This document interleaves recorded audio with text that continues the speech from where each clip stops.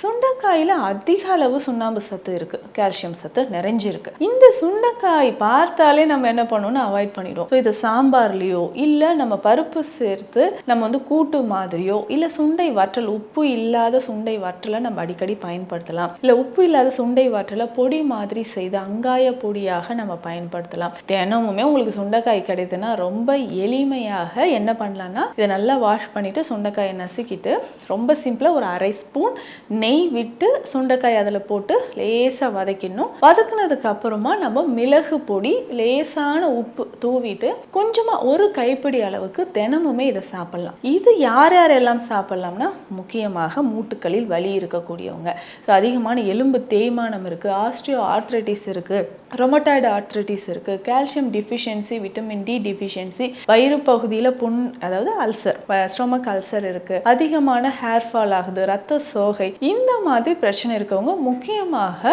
Sugar, நம்ம உடல்ல sugar level அதிகமாக இருக்குன்னா அதை சரி செய்யறதுக்கும் சுண்டைக்காய் மட்டுமே நம்ம தொடர்ந்து சாப்பிடும்போது நல்ல பலன் கொடுக்கும்.